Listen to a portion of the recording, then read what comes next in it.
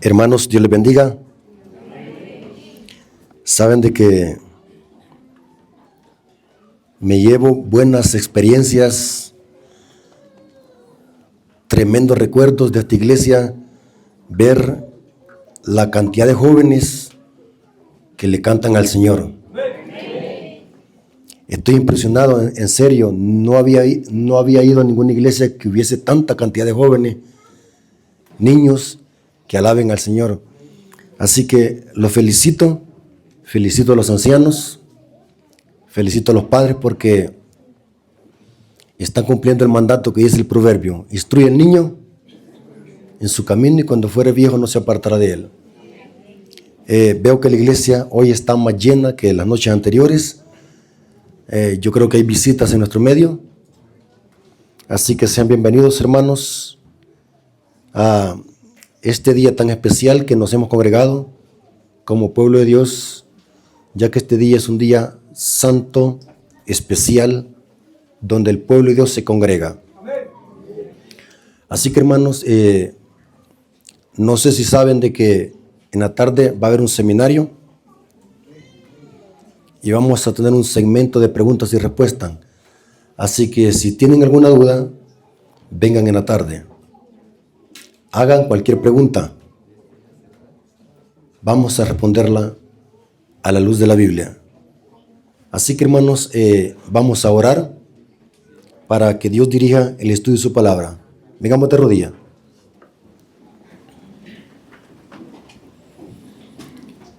Bendito Señor que estás en el cielo, santificado sea tu nombre. Invocamos tu presencia para que nos guíe toda verdad. Que tu Espíritu Santo nos acompañe en esta reunión donde tu palabra se va a exaltar y que este tema, Señor, pueda ayudarnos para crecer espiritualmente y prepararnos para tu retorno. Bendícelo, Señor, que podamos estar en reverencia porque estamos delante de tu presencia. Te lo suplicamos en el nombre de Jesús. Amén. Ok, hermanos, Dios me los bendiga. Vamos a tener un estudio profundo de profecía bíblica. Queremos aprovechar estos minutos para hacer un análisis profundo y exegético de la sexta plaga.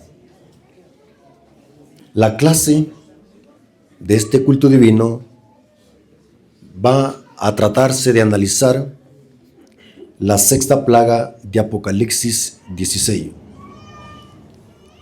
Para iniciar, quiero que leamos Eclesiastés 1:9.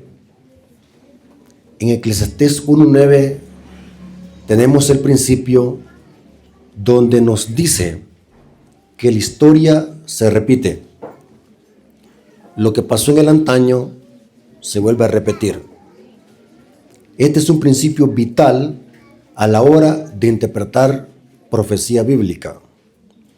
Eclesiastés 1:9 dice: ¿qué es lo que fue? Lo mismo que será. ¿Qué es lo que ha sido hecho? Lo mismo que será. Y nada hay nuevo debajo del sol. Porque la historia se repite. Vamos a ver de que lo que pasó en el Antiguo Testamento se va a cumplir antes de que Jesús venga por segunda vez, porque la historia se repite. Analicemos la sexta plaga. Apocalipsis 16:12 dice lo siguiente. Apocalipsis 16:12. El sexto ángel derramó su copa sobre el gran río Éufrates,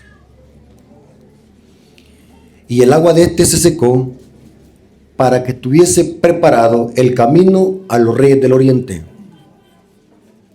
Noten qué interesante que la sexta plaga cae en el río Éufrates. Y cuando el río se seca, prepara el camino, ¿para quién? Para los reyes del oriente. Saben de que las iglesias protestantes sostienen de que esto es literal. Los reyes del oriente son los chinos y los rusos que van a sitiar a Israel. El Éufrates es ese río que ya está por secarse, que está ubicado en Irak, porque la antigua Babilonia estaba ubicada geográficamente en lo que hoy se conoce como Irak. Ahí estaba la antigua Babilonia. Pero cuando analizamos la profecía bíblica, es inconsistente tomar literal la sexta plaga. Estos elementos que encontramos en la sexta plaga deben entenderse simbólicos y no literal. Vamos a ver de que la iglesia adventista tiene una comprensión más profunda sobre el significado de la profecía. Vamos a analizar de que esto es simbólico. ¿Qué ciudad estaba ubicada o sentada en un río en el Antiguo Testamento? Vimos en una noche que era ¿cuál ciudad? Babilonia. Babilonia estaba situada o en medio de dos ríos, el Tigris y el Éufrates.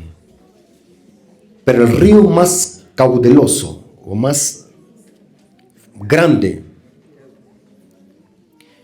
el río más potente era el Éufrates. El Éufrates pasaba en medio de Babilonia. Babilonia, la antigua Babilonia, estaba amurallada. El muro de Babilonia era tan ancho de que podían caber 4 carros.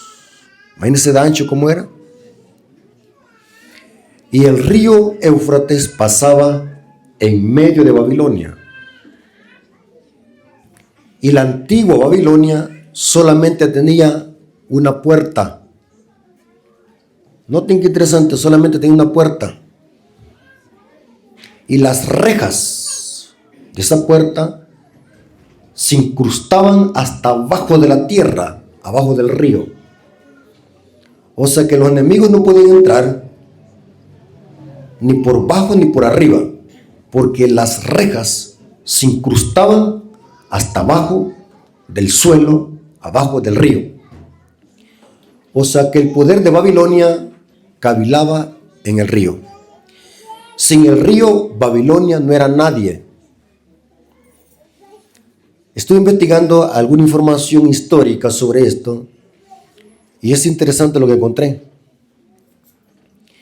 Babilonia, los babilonios adentro podían estar meses sin salir.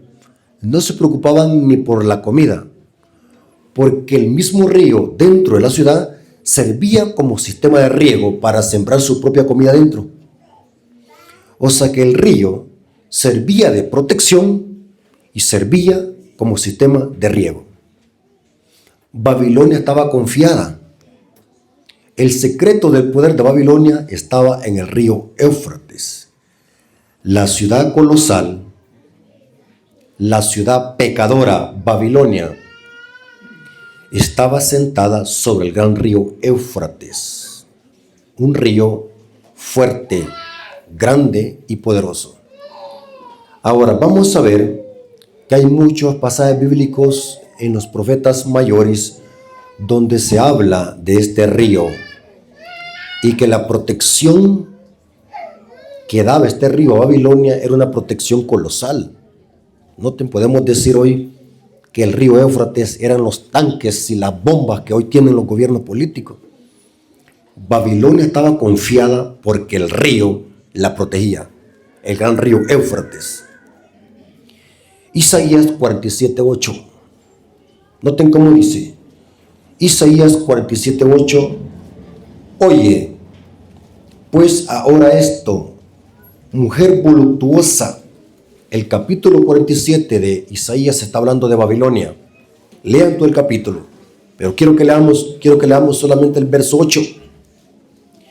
Oye pues ahora esto, mujer voluptuosa, tú que estás sentada como confiadamente. No se preocupaba por nada. Estaba confiada como un bebé. Tú que dices en tu corazón, yo soy y fuera de mí no hay más.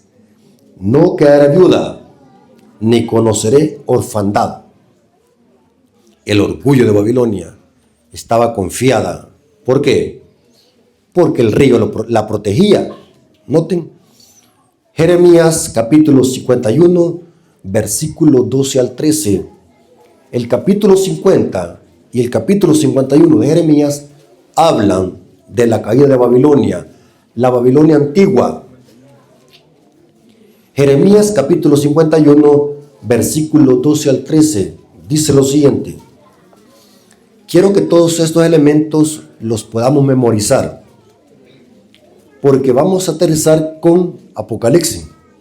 Y vamos a ver de que la historia que pasó con la caída de Babilonia se va a volver a cumplir, pero en un sentido espiritual, con la Babilonia apocalíptica, con la Babilonia espiritual.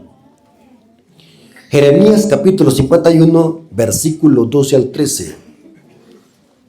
Levantad bandera sobre los muros de Babilonia, reforzad la guardia, poned centinela, disponed celada, porque deliberó Jehová y aún pondrá en efecto lo que ha dicho contra los moradores de Babilonia. Tú, la que moras entre ¿qué? Entre muchas aguas. ¿Cuáles aguas eran? Las del Éufrates, rica en tesoros, ha venido tu fin, la medida de tu codicia. Noten que las otras ciudades, los otros imperios, no tenían esta protección como tenía Babilonia. Tenían que salir a conseguir su comida. En cambio, los babilonios, allí podían encerrarse en sus murallas y cerrar esa gran muralla, esa gran puerta que se le conoce como la gran puerta de Teminanki, se incrustaba abajo. O sea que nadie podía decir, vamos a, ¿cómo se llama eso? Cuando se meten al agua y vamos a bucear para meterlos por debajo. No había chance. Allí podían cultivar los babilonios los chiles verdes, las papayas, las papas, todo podían cultivar allí. Y nadie podía destruirlo. Nadie podía entrar. Porque el río Éufrates los protegía.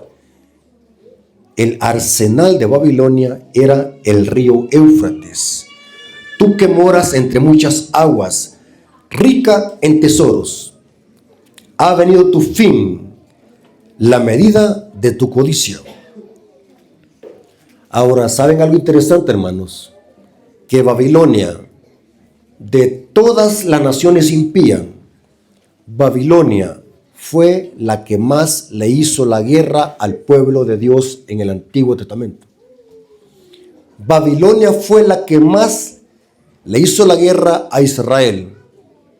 Noten, hermanos, hubo asirios, los egipcios, los cananeos le hicieron la guerra a Israel, pero nadie como Babilonia. Noten, Babilonia llevó cautivo a Judá en el año 583 a.C. Fue uno de tantos cautiverios. Babilonia llevó cautivo a Judá como 3 veces. Una de esas fue la que menciona Jeremías 25, versículos 11 al 12. Babilonia sitió a Jerusalén en el año 583 hasta el año 589 hubo el sitio, la destrucción de Jerusalén en manos de Nabucodonosor. Y Israel, o sea, Judá, iba a estar 70 años cautivo en Babilonia. Eso decía la profecía. Jeremías 25, versículo 11 al 12. Toda esta tierra será puesta en ruinas y espanto.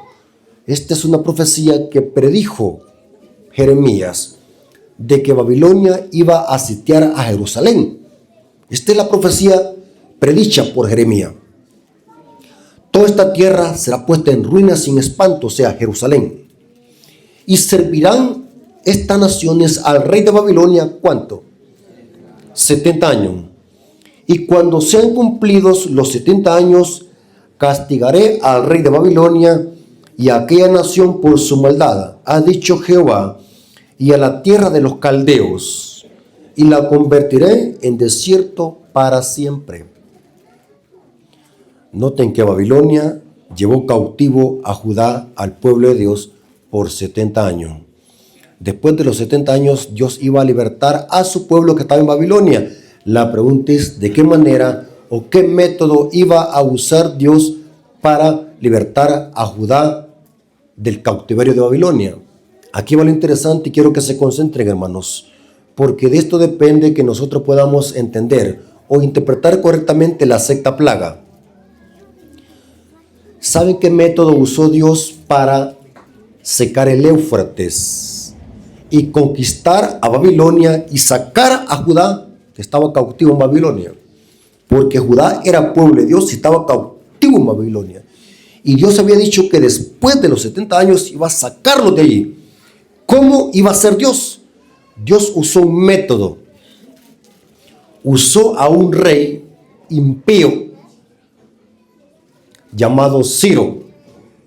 El rey Ciro, el rey persa. En El Salvador tenemos un dicho. Dice que a cada camarón se le llega ¿qué? Su hora. ¿Han escuchado ustedes ese dicho?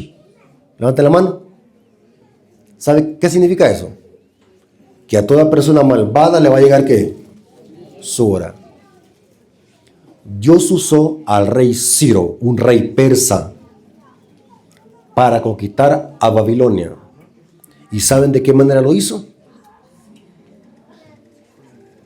Si el río era la protección de Babilonia, ¿qué iba a hacer Ciro? La única forma de poder entrar en Babilonia, ¿cuál era? Que el río se secara. ¿Estamos de acuerdo? Dicen los historiadores persas como Herodoto o Jenofonte. Escuchen lo que les voy a decir, hermanos. Dicen los historiadores como Herodoto y Jenofonte. Dice que un 5 de octubre del año 539 a.C. fue la caída de Babilonia. ¿Y saben qué es lo que dice en la historia? Que en esa noche del 5 de octubre del año 539 a.C., dice que los babilonios adentro de la ciudad tenían una fiesta y estaban bebiendo vino. Y se les olvidó cerrar ¿qué? La puerta. Mire qué interesante, hermano. Se les olvidó cerrar la puerta. La puerta que quedó abierta. Y dice la historia que Ciro con su ejército, y en efecto, Ciro, ¿saben de dónde venía? Del oriente, de donde sale el sol. Dice que Ciro con su ejército fue a cortar grandes árboles, troncos de árboles, y desvió el cauce del río. Inteligencia. En esa misma noche. Y dice que entraron fácilmente a Babilonia.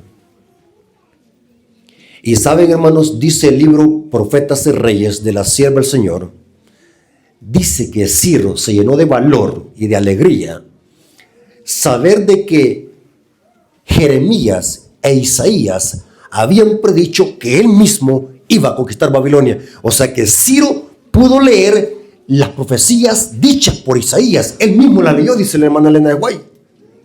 Imagínense qué valor que un profeta escriba de alguien y uno lo pueda leer personalmente. Dice que eso le llenó de valor, valentía y seguridad saber de que Dios iba a entregar en sus manos a Babilonia, en manos del rey Ciro. Mire qué poder, hermano. Para Dios no hay nada imposible. ¿Qué dice Daniel? Dios pone reyes y quita ¿qué? Reyes. A Babilonia le iba a llegar su día. Un 5 de octubre del año 539, Ciro conquistó a Babilonia, desviando el cauce del río, y el río Éufrates se secó.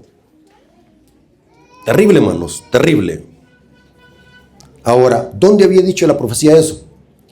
Isaías 44, 26 al 28. Noten, esta es la profecía que Ciro leyó de sí mismo.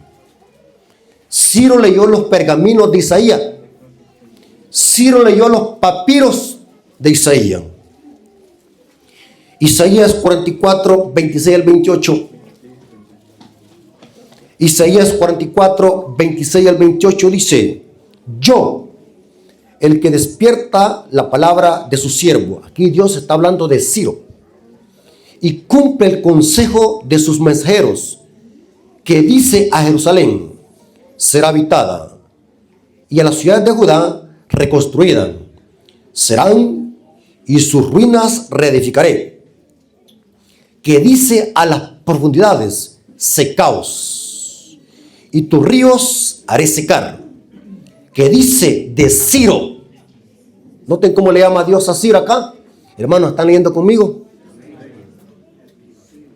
Que dice de Ciro, mi pastor. ¿Cómo se le llama a Ciro? Mi pastor. ¿A quién en el Salmo 23 se le llama mi pastor? A Jehová. Pero aquí se le está aplicando el término a Ciro, un rey persa, un rey pagano. Que dice a Ciro: es mi pastor y cumplirá todo lo que yo quiera. Esto lo leyó Ciro, dice la hermana Elena de Guay. Ciro leyó los papiros de Isaías. Imagínense qué alegría de haber sentido Ciro, ¿no? Qué seguridad. Que dice de Ciro: es mi pastor y cumplirá todo lo que yo quiero. Al decir a Jerusalén: serás edificada, y el templo serás fundado. Ahora noten lo que dice Isaías 45:1. Isaías 45:1 dice: así dice Jehová a su ungido. Noten que anterior, ¿cómo le llama Dios a Ciro? Mi pastor. Ahora noten cómo Dios le llama a Ciro, a un rey persa.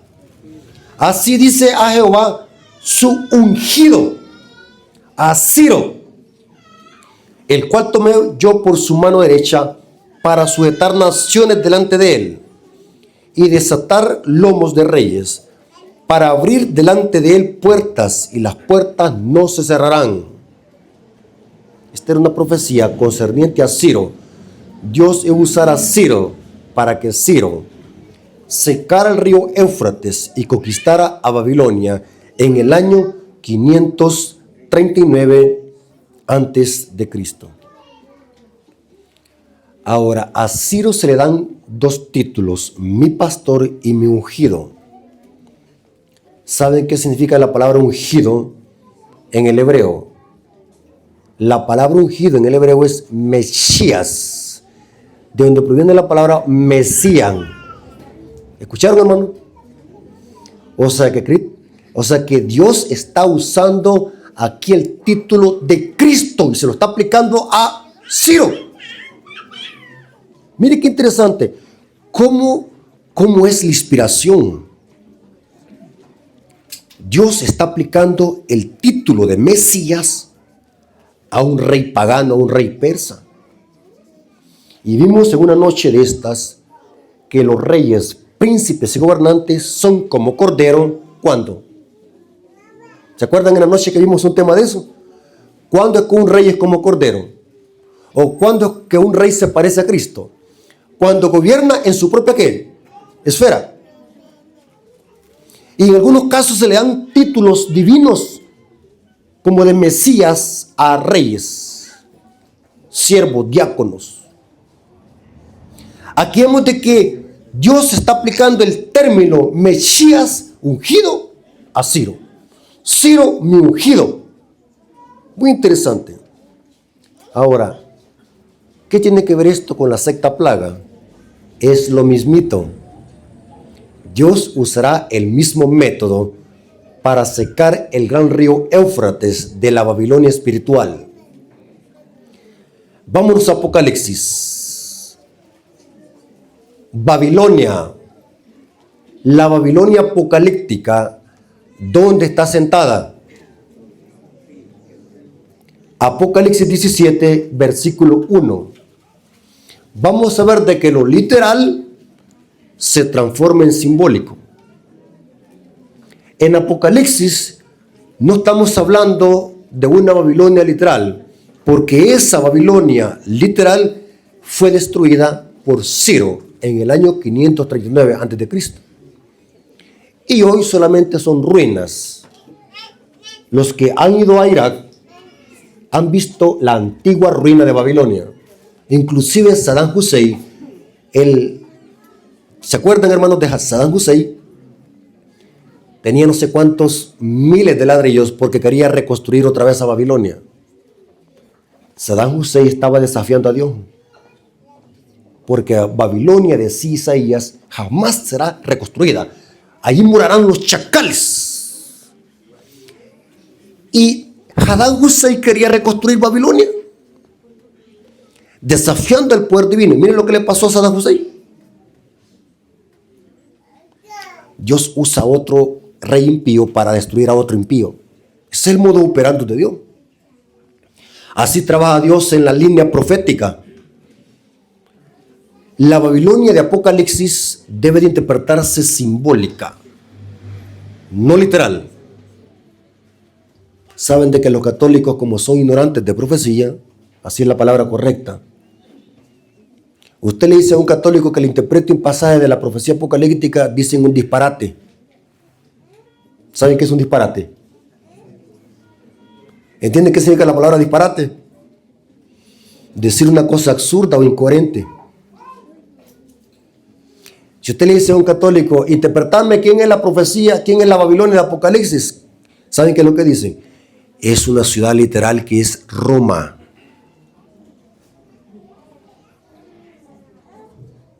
¿Se dan cuenta? Es imposible que sea Roma la Babilonia de Apocalipsis. ¿Por qué? Porque vamos a ver de que no podemos interpretar literalmente los símbolos, porque yo nunca he visto una ciudad que esté sentada, o una mujer que esté sentada literalmente en agua. ¿Me voy a entender? Es inconsistente pensar de que una mujer literal pueda estar sentada en agua. Este es el lenguaje simbólico. Apocalipsis 17:1 dice: vino entonces uno de los 7 ángeles que tenía las 7 copas y habló conmigo diciéndome: ven, te mostraré la sentencia contra la gran ramera, la que está sentada sobre muchas aguas. O sea que la Babilonia de Apocalipsis está sentada sobre ¿qué? Aguas. O sea que también la Babilonia de Apocalipsis tiene un Éufrates. ¿Cuál es el río Éufrates de Babilonia espiritual? ¿Qué representan las aguas? El Éufrates en profecía bíblica, ¿a quién simboliza? Recuerden de que la Babilonia del Antiguo Testamento, su secreto de poder estaba en las aguas del Éufrates. Igual como la Babilonia de Apocalipsis está confiada, su poder cavila en que la protegen las aguas, porque es en las aguas que está sentada. ¿Qué representa el Éufrates en profecía bíblica? El mismo versículo, el mismo capítulo se explica. Apocalipsis 17, versículo 15. El Éufrates de esta Babilonia apocalíptica representa el ¿qué? Apocalipsis 17, versículo 15. Me dijo también: las aguas que has visto, donde la ramera se sienta, son pueblos, muchedumbres, naciones y lengua. Noten. O sea que el Éufrates de la Babilonia espiritual, su poder, donde cavila, en que las aguas la protegen. Y no solamente las aguas, sino también, ¿quién más? Apocalipsis 17, versículo 2.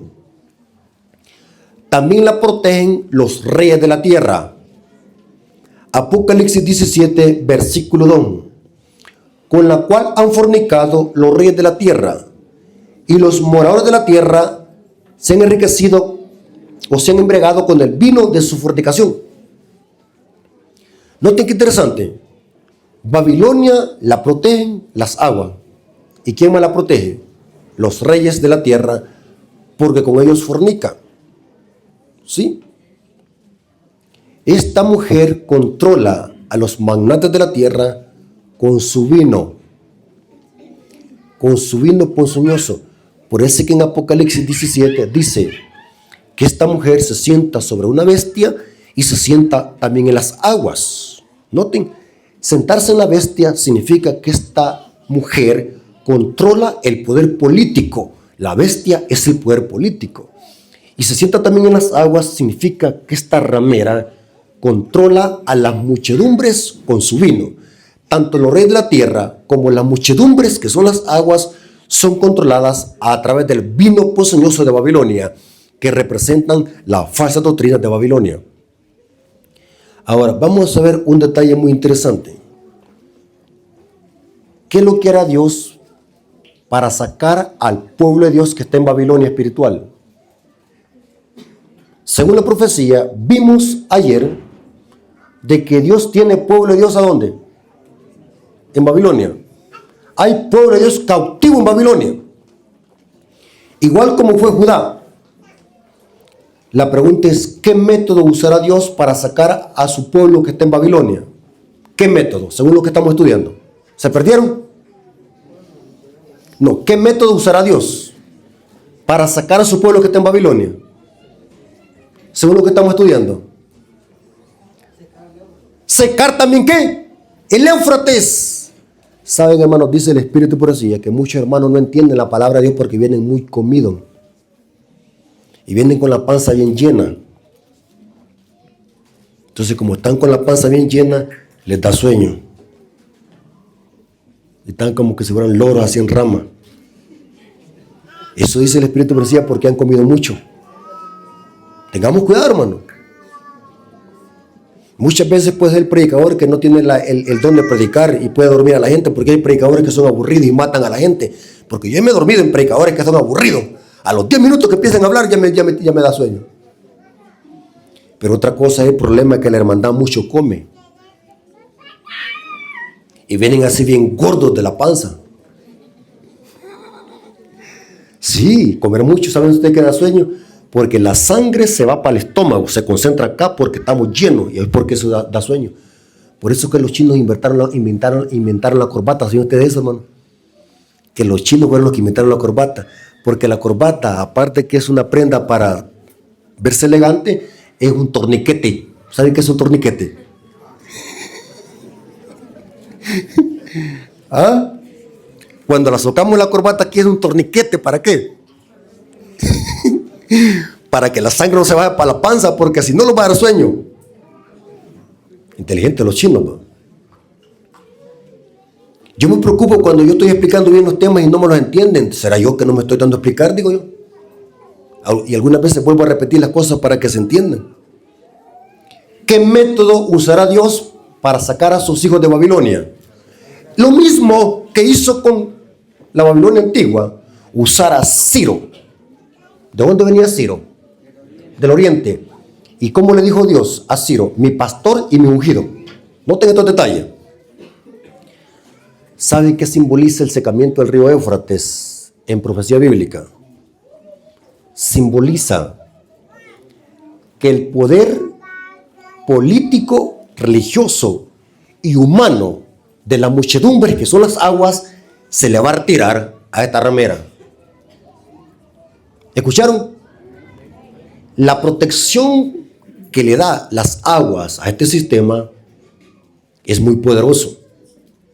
Al apartarse las aguas, pierde su poder. Según la profecía, los reyes del mundo, las muchedumbres del mundo, se van a apartar de este sistema. ¿Cuándo? Cuando se den cuenta que fueron engañados por los líderes que dirigen este sistema. Dice la palabra que no hay cosa oculta que no sea descubierta ni dada a luz. Va a haber un momento donde la gente que pertenece a este sistema, que son las aguas, se van a dar cuenta de que fueron engañados por sus sacerdotes, por sus pastores, que le enseñaron a pisotear la ley de Dios y a rechazarla. Van a darse cuenta cuando ya es demasiado tarde. Y eso representa el secamiento de las aguas de Babilonia. La gente se va a apartar de este sistema, pero ya será demasiado tarde. Apocalipsis 17, versículos 16 al 17. Aquí vemos lo que va a pasar con Babilonia al final. Apocalipsis 17, versículos 16 al 17. Y los 10 cuernos que vistes en la bestia, los 10 cuernos literal, eran las 10 naciones de Europa. Pero hoy los 10 cuernos representan el que todos los reyes del mundo, con los que fornica la ramera. Porque Babilonia espiritual es un sistema mundial. Significa que los reyes con que fornica también son los reyes ¿de dónde? De toda la tierra. El número 10 debe interpretarse totalitario. Y los 10 cuernos que vistes en la bestia, ¿estos qué? La aborrecerán. Noten, pero ¿cómo estaban anterior? Fornicando con la ramera. Pero hoy, ¿qué es lo que pasa? La aborrecen. Estos aborrecerán a la ramera y la dejarán desolada y desnuda. Devorarán sus carnes y la quemarán con fuego. Pero ¿cómo estaban antes? Fornicando con ella. Hoy los reyes de la tierra se le vuelcan encima. ¿Saben de qué esto pasó en el año de 1798? Es lo mismo que pasó en el año de 1798. ¿A quién usaba el papado para matar a los cristianos? ¿A qué poder usaba el papado para matar a los cristianos? El papado, los sacerdotes católicos solamente hablaban, maten a ese. ¿Y quién lo hacía? El poder civil. Pero especialmente ¿quién? ¿Sabe, hermano, que dice la historia que la hija predilecta del papado era la Francia comunista, la Revolución Francesa? Se le conocía como la hija predilecta del papado. Fue Francia la que mató 50,000 hugonotes en una madrugada en Francia. Eso lo hizo el conflicto de los siglos. Fue la Revolución Francesa que le hizo la guerra a los 2 testigos. O sea que el papado, los sacerdotes católicos solamente daban la orden para que Francia, el poder civil de Francia, matara a los albigenses, a los hugonotes y a los cuáqueros. ¿Y qué es lo que pasó en el año de 1798? La hija predilecta del papado le dio ¿qué? La herida. La hija se le volcó encima. Aquí vemos que los reyes de la tierra, con los que fornica la ramera, la dejarán desolada, la aborrecerán. ¿Y qué dice? Devorarán sus carnes. Noten, devorarán sus carnes. Saben de que por falta de tiempo no puedo hacer otro estudio, pero este estudio también debe de conectarse. ¿Quién fue la prostituta en el Antiguo Testamento que se le hartaron los perros? ¿Cómo? Jezabel. Porque la Jezabel del Antiguo Testamento es un tipo de la ramera de Apocalipsis 17. La muerte de Jezabel fue terrible. Dice que Jehú y los reyes que estaban con él la tiraron de la ventana y los sesos se le explotaron. Y mientras Jehú y los que estaban con él comían, dice que comieron, y ya cuando terminaron de comer dijeron, ya terminamos de comer, vayan y entierren esa maldita. Ya cuando bajaron a enterrarla, dice que le empezaron a buscar, no estaba. Se la habían hartado, ¿quiénes? Los perros. Mire la muerte de esa mujer cómo fue. Vayan y entierren a esa maldita, porque era una mujer satánica, una mujer mala. Por eso es que Jezabel es un tipo de la ramera de Apocalipsis 17. Y aquí se usa el término simbólico: la devorarán sus carnes como los perros se devoraron a Jezabel, y la quemarán con fuego, porque Dios ha puesto en sus corazones el ejecutar lo que Él quiso, ponerse de acuerdo y dar su reino a la bestia hasta que se cumpla las palabras de Dios. El secamiento del río Éufrates representa cuando el poder humano, político y religioso se le aparte a este sistema. ¿Y saben qué es lo que dice el Espíritu de Profecía? Voy a leer una cita del Conflicto de los Siglos, página 637, al párrafo 4, donde dice de que la gente, cuando se da cuenta que fueron engañados por los sacerdotes católicos y por los falsos pastores de las iglesias protestantes, ahora se llenan de ira, y esas armas que iban a ser para matar a los hijos de Dios, ahora se vuelcan para matar a quienes, a sus líderes. Por eso, hermanos, la gente que de otras iglesias, cuando escucha estos mensajes, se queda con la boca abierta. Yo les hago una pregunta, hermanos. Seamos sinceros. ¿En qué iglesia evangélica predican estos mensajes como el que estoy predicando yo hoy? Dígame usted. ¿Por qué? Porque no conocen estos temas. Ellos son Babilonia. Están cegados y emborrachados con el vino de Babilonia. Y una persona ebria, le hago una pregunta: ¿a un borracho se le puede dar estudio bíblico? ¿Se le puede dar las 20 lecciones de la fe de Jesús a un borracho? ¿Por qué? ¿No va a entender? Para que un borracho entienda la palabra de Dios, ¿qué tiene que hacer? Aislarlo, que le pase la goma, ¿y qué? Después darle estudio bíblico. ¿Conocen esa palabra, hermano? La goma. ¿Qué es la goma? La rezaga. Hay que dejar que le pase la goma. La gente dice, la gente que, los borrachos dicen: para quitarte la goma, tómate otro tapi. Eso es mentira. Así me decían a mí. Otra vez volví a agarrar la zumba yo. Para que a alguien le pase la goma, tiene que ser aislado y dejar que le pase el efecto ponzoñoso del alcohol. Babilonia no puede entender. Los babilonios no pueden discernir el mensaje porque están ebrios.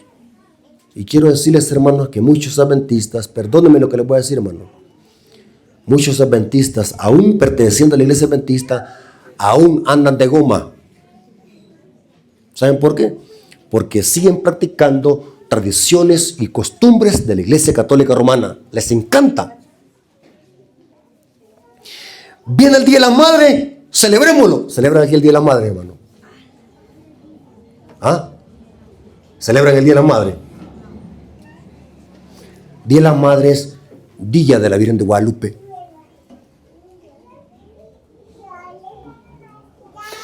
Viene la Semana Santa, celebrémoslo. ¿Cuál Semana Santa? Semana Zángana. ¿Existe Semana Santa en la Biblia? Viene Santa Claus, disfracémoslo de Santa Claus. Se dan cuenta que muchos están bologoman. Salimos de Babilonia, pero seguimos practicando cosas de ¿qué? De Babilonia. Les voy a leer la cita del Conflicto de los Siglos, página 637, párrafo 4, donde dice: lo que pasará al final, cuando la gente se dé cuenta que fueron engañados, van a matar a sus propios líderes. Mire la gente cómo exalza a esos líderes, pero va a haber un tiempo que los van a matar ellos mismos. ¿Anotaron la cita? Conflicto de los Siglos, página 637, párrafo 4. Dice: los hombres ven que fueron engañados. Se acusan unos a otros de haberse arrastrado mutuamente a la destrucción. Pero todos concuerdan para abrumar a los ministros con la más amarga condenación.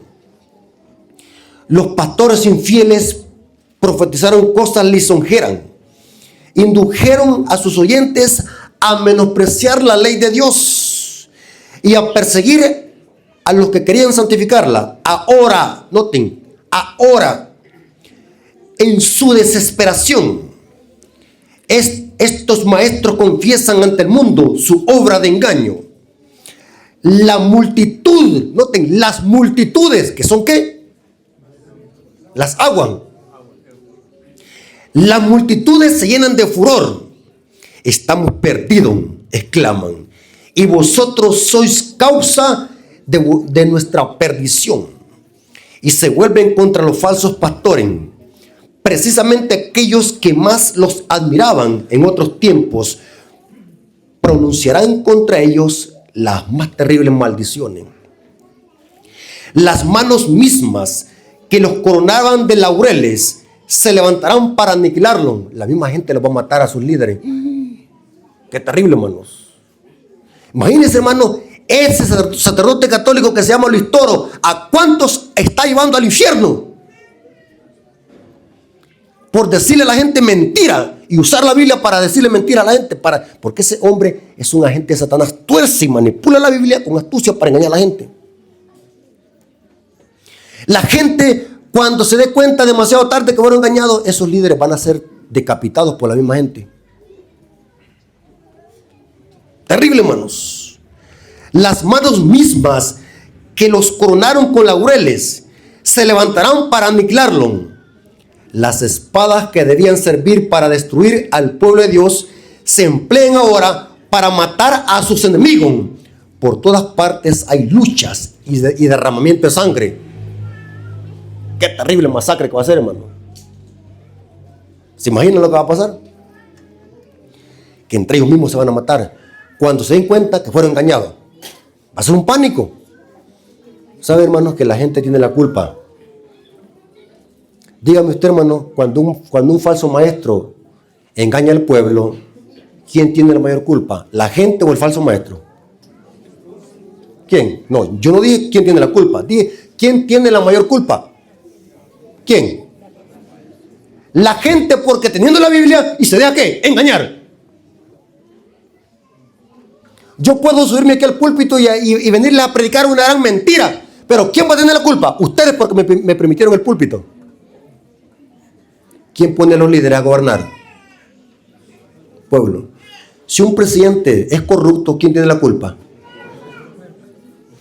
Dijo Juan Calvino: cuando Dios quiere castigar a una nación, pone gobernantes impíos a gobernar. Y eso es una gran verdad, hermano. Es cierto que Dios quita reyes y pone reyes, pero lo hace a través del pueblo. Dios dirige a los gobernantes terrenales a través del pueblo. Noten, esta va a ser una masacre terrible a nivel mundial. Va a haber derramamiento de sangre por todos lados. Ver de que la gente fue engañada por seguir a ciegas a sus líderes, sacerdotes, párrocos, sacristanes y pastores. Terrible, hermano. Dios tiene que secar el río Éufrates de Babilonia. Porque en Babilonia, ¿qué? ¿Hay qué? Hay pueblo de Dios. Igual como en el antaño. ¿Dónde encontramos al pueblo de Dios en Babilonia? Apocalipsis 18, versículo 4 al 5. Apocalipsis 18, versículo 4 al 5 dice: ¿ya tienen sueño, hermano? ¿Hambre? Ok. Apocalipsis 18, versículo 4 al 5 dice: y oí otra voz del cielo que decía: salid de ella, pueblo mío. O sea que Dios tiene pueblo en Babilonia. Sí. ¿Dios va a sacar a su pueblo? Sí. ¿Cómo lo va a hacer? Secando el Éufrates. Y oí otra voz del cielo que decía: salid de ella, pueblo mío, para que no seas partícipes de sus pecados, ni recibas parte de sus plagas, porque sus pecados han llegado hasta el cielo, y Dios se ha acordado de sus maldades. la historia se volverá a cumplir. La pregunta es, ¿por qué razón Dios tiene que secar el río Éufrates? ¿Para qué lo tiene que secar? Porque eso va a preparar el camino ¿para quién? ¿Para quién? ¿Para los reyes de qué? Del oriente. ¿Quiénes son los reyes del oriente? En la historia de Babilonia de antaño, ¿quién era el rey del oriente? Ciro. ¿Cómo se llamaba? Mi pastor y mi ungido. ¿Se acuerdan? ¿Ya notaron para dónde vamos? ¿A quién simboliza los reyes del oriente en profecía bíblica? Cristo y sus ángeles. Los protestantes dicen que son los chinos y los rusos. Terrible ignorancia, hermano. Terrible ignorancia. Y sabe, hermano, ya me falta poco para terminar un libro de profecía bíblica. Espero que me lo compren. Ya me falta poco porque estoy escribiendo un libro y me falta poco para terminarlo. ¿Me lo van a comprar? Ok, hermano. Hermanos, pero va a ser barato, solamente el costo del material, no es para enriquecerse. El costo del material. Porque lo que necesitamos es de que se expande el mensaje. Escuchen, hermano. Cuando Cristo viene por segunda vez, ¿de qué punto cardinal viene? Del oriente. La pregunta es, ¿por qué Cristo no viene del sur o del oeste? ¿Por qué? Les explico. En los puntos cardinales, el oriente y el este son lugares donde sale el sol. El occidente y el oeste es donde se pone. Agarren esta información porque esta información vale oro. ¿La están anotando? Anótenla. Escuchen, concéntrense. Hoy se les olvidó traerme agua.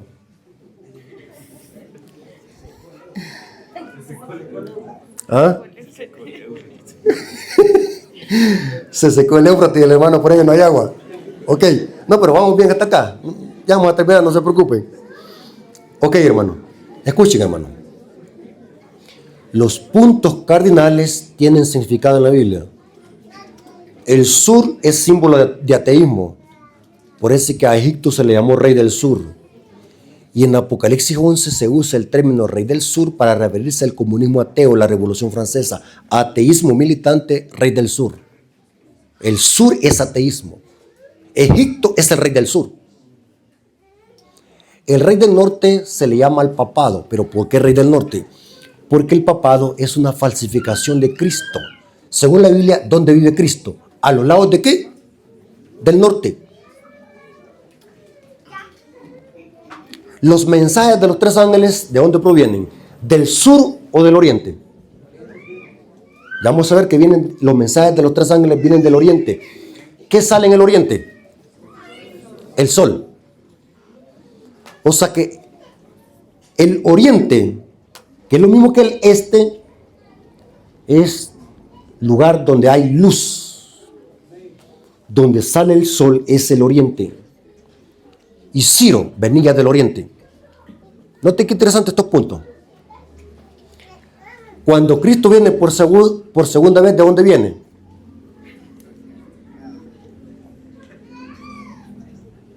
Hermano, la mente tiene un gran poder, hermano. Tiene un gran poder la mente. Fíjense que como yo estoy acostumbrado en mi ciudad, en mi pueblo, que como ahí es caliente, a todo se toma helado. Entonces cuando yo vi a la hermana que venía con la taza, ¿saben qué es lo que estaba pensando en mi mente? ¿Ah? En un refresco o en agua normal de ambiente. Pero cuando la tomé era agua caliente. Sí, varios hermanos, donde he ido a comer. Y de paso, hermanos, les agradezco porque los hermanos compartieron sus alimentos conmigo. Así que muchas gracias, hermanos, los hermanos que compartieron sus alimentos conmigo. Así que Dios me los bendiga mucho. Ahora, sigamos. Cuando Cristo viene por segunda vez, ¿de dónde viene? Del oriente. Noten cómo dice la palabra de Dios en Mateo 24, versículo 27. Mateo 24, versículo 27. Porque como el relámpago sale ¿de dónde? Del oriente. ¿Y qué dice? Y se pone hasta el occidente. Así será que la venida del Hijo del Hombre. O sea, Cristo cuando viene por segunda vez, no viene del sur, porque el sur es el lugar de ¿qué? De tiniebla. Cristo viene del oriente, porque viene de donde sale ¿qué? El sol. Y Cristo es el sol de justicia. Aquí otra pregunta. Si Cristo viene del oriente en su segunda venida, ¿por dónde entró? ¿Por qué punto cardinal entró cuando nació como bebé? ¿Qué dicen ustedes? Hablen. Cristo cuando nació, ¿por dónde entró a este mundo? ¿Por el sur, por el occidente o por el oriente? ¿Eso lo deducen o lo han leído en la Biblia? Hay que leer la Biblia. Lucas capítulo 1 versículo 78. ¿Lo tienen conmigo, hermano? Lucas 1, 78. Por la entrañable misericordia de nuestro Dios, que nos visitó de lo alto de la ¿qué? De la aurora. Ahora, ¿cuántos tienen internet allí? ¿Qué es aurora? ¿Qué es la aurora? El amanecer. ¿Y el ocaso? ¿Qué es el ocaso? Atardecer. Ya vi, hermanos, que están poniendo atención. Dice aquí Lucas, el gentil, el médico, que Cristo nos visitó de donde sale la aurora. Significa que donde sale ¿qué? El sol, el amanecer. Noten. Muy interesante. El ángel que sella a los 144,000, ¿de dónde viene? Noten cómo dice Apocalipsis 7:2. Apocalipsis 7:2 dice: vi también a otro ángel que subía de donde sale el sol. Noten, ¿dónde sale el sol? En el oriente. Y dice que tenía el sello del Dios vivo. Este es Cristo. Y dice, y clamó a gran voz a los 4 ángeles a quienes se le había dado poder de hacer daño a la tierra y al mar. Noten que este ángel que sella viene de donde sale el sol. Saben de que siempre que Dios hacía un juicio a Israel, Dios llegaba del oriente. Miren qué interesante, hermanos. Dios siempre usa los lugares de luz para dar su mensaje. Y Dios aparece en el oriente. Ezequiel 43:2. Ezequiel 43:2 dice: y aquí que la gloria de Dios de Israel, que venía ¿de dónde? Del oriente. Y su sonido era como el sonido de muchas aguas, y la tierra resplandecía a causa de su gloria. ¿De dónde venían los magos? Mateo capítulo 2, versículo 1 al 2. Magos. Eran brujos entonces. Los que llegaron a visitar a Cristo eran brujos entonces. Magos en este contexto significa sabios del oriente. No eran brujos ni magos. La Reina Valera traduce mal el texto. Eran sabios del oriente. ¿En qué sentido eran sabios? Eran persas. Noten de dónde venían. ¿De dónde vino Ciro? ¿Qué era Ciro? Persa. Sabios del oriente eran persas. Dice el Espíritu Profecía que eran estudiosos de los astros. ¿Cómo se le llama a la gente que estudia los astros? Astrólogos. Eran sabios. Y estos sabios leían también que las profecías de Isaías y sabían de que iba a haber una señal que iba a venir del oriente. Y saben, hermanos, que una estrella ¿de dónde salió una estrella que anunció a los sabios? ¿De dónde? Noten cómo dice Mateo capítulo 2 versículo 1 al 2. Cuando Jesús nació en Belén de Judea, en los días del rey Herodes, vinieron ¿de dónde?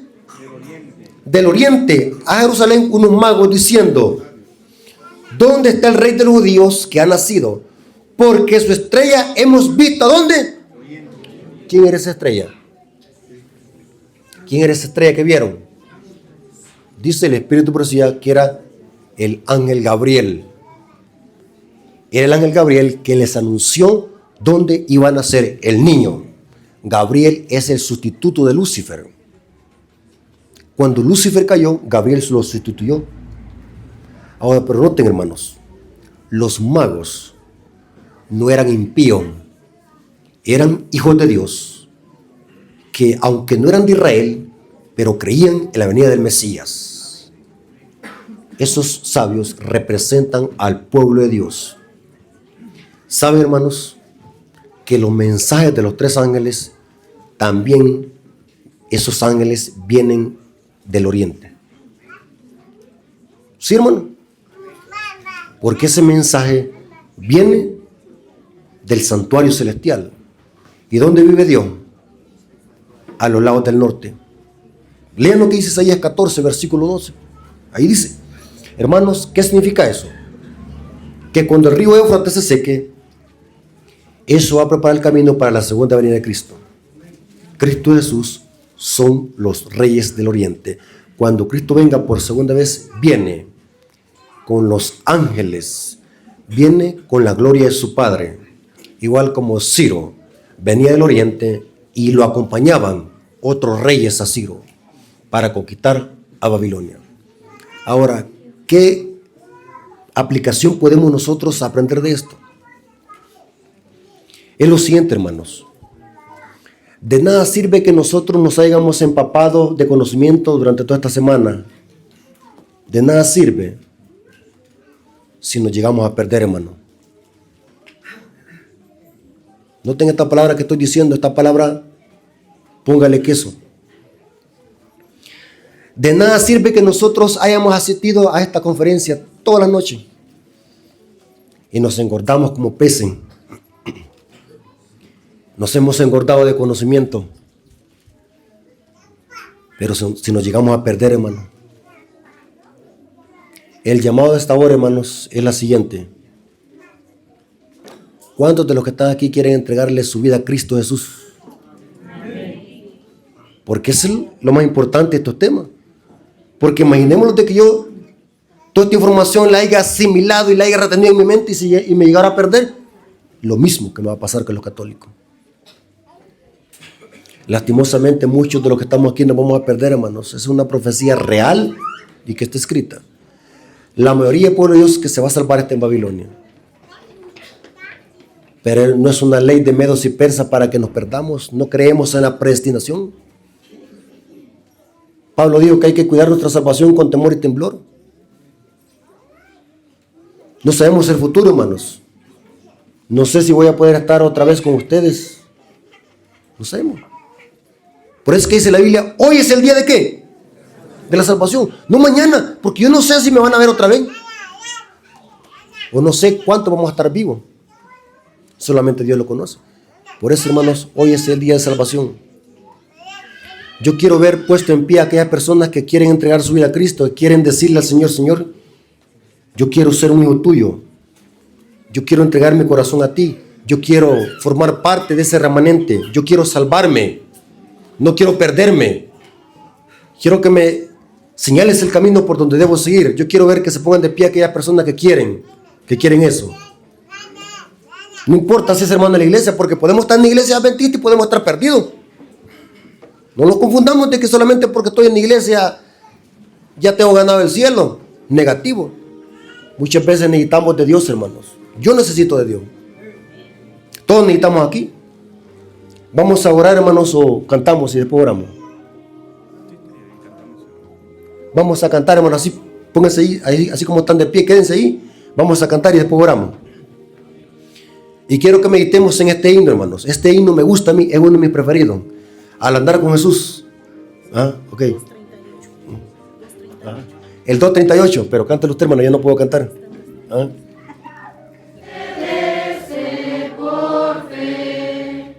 Su santa ley, obedezco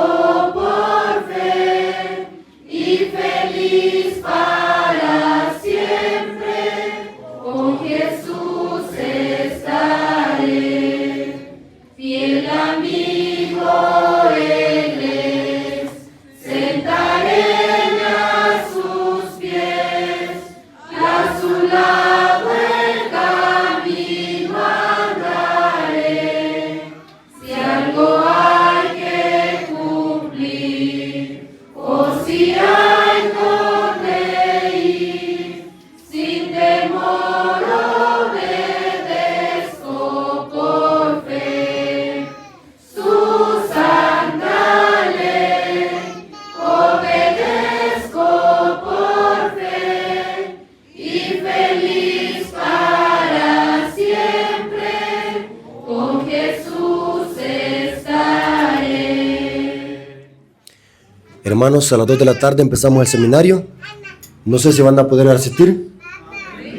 A las 2 de la tarde empezamos el seminario y de 3:30 en adelante vamos a tener el segmento de pregunta y respuesta. Así que traigan su pregunta, no importa la pregunta que sea, con la ayuda de Dios la vamos a responder. Así que aprovechen, explótenme, porque ya mañana nos desaparecemos de Chillás. Así que háganse presente ahora en ahora en la tarde, para que podamos comprender más de temas importantes de la palabra de Dios.